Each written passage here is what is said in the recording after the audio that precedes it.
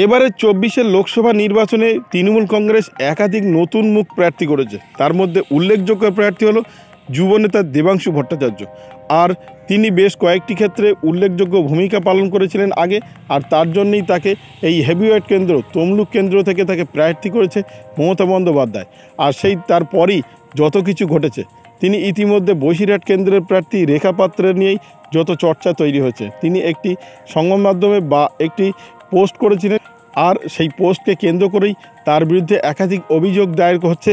কখনো মহিলা কমিশনে নালিশ হচ্ছে, কখনো নির্বাচন কমিশনে নালিশ হচ্ছে তার বিরুদ্ধে, দেবাংশু ভট্টাচার্যের বিরুদ্ধে।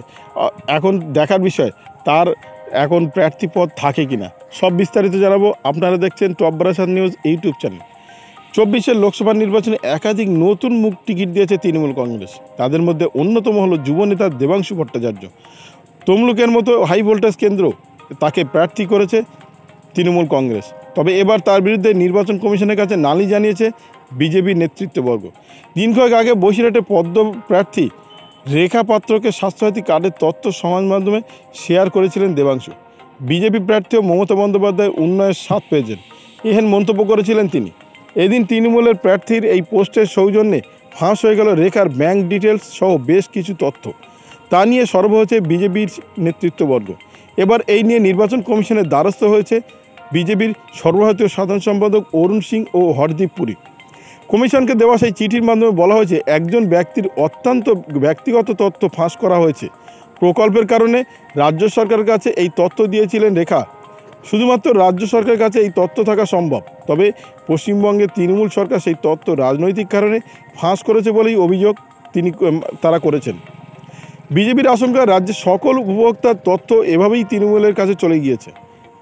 বিজেপি শিবিরের অভিযোগ, এর মাধ্যমে ডিজিটাল পার্সোনাল ডেটা প্রোটেকশন আইন লঙ্ঘিত হচ্ছে। যদি ডেটা প্রোটেকশন বোর্ড চায় তাহলে এর জন্য জরিমানাও করতে পারে। এখানে থেমে না থেকে বিজেপি বলে, কারোর ব্যক্তিগত তথ্য এভাবে ফাঁস করা যায় না। কিভাবে সেই তথ্য ফাঁস হয়েছে তা রাজ্যের মুখ্য সচিবের কাছ থেকে জানতে চাওয়া হোক।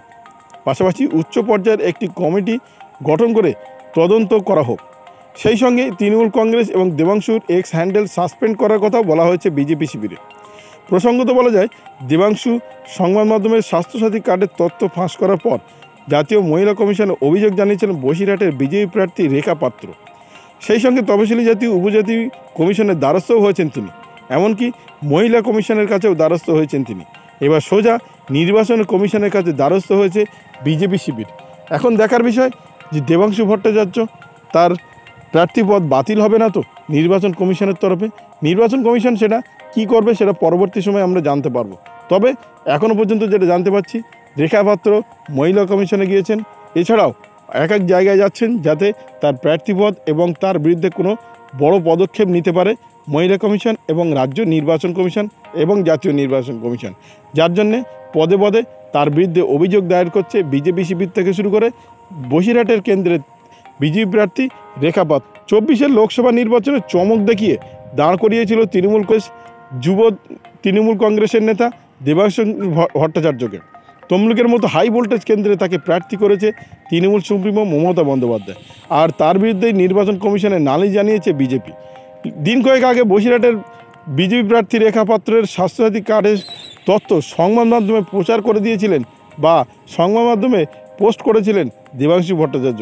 আর সেটা নিয়েই যত জল্পনা তৈরি হয়েছে, কেননা দেবাংশু ভট্টাচার্য যে স্বাস্থ্যসাথী কার্ডের নাম্বার পোস্ট করেছিলেন, আর তার থেকেই ব্যাংক অ্যাকাউন্ট থেকে শুরু করে সব কিছু সংবাদ মাধ্যমে বা সোশ্যাল মিডিয়ায় ছড়িয়ে পড়ে, আর তার ফলেই বেকায়দায় পড়ে যায় রেখা পাত্র এবং সেই বিষয়ে চাপে পড়ে যান দেবাংশু ভট্টাচার্য। কেননা তার বিরুদ্ধে একাধিক জায়গায় নালিশ করছে বিজেপি শিবির থেকে শুরু করে বসিরহাটের বিজেপি প্রার্থী রেখা পাত্র। এখন দেখার বিষয় তার প্রার্থীপদ থাকে কিনা, কেননা তার এই যে সংবাদ মাধ্যমে বা সোশ্যাল মিডিয়ায় এই পোস্ট যা আইনত লঙ্ঘনীয় হয়েছে বলেই মনে করছে পদ্ম শিবির বা বিজেপি শিবির।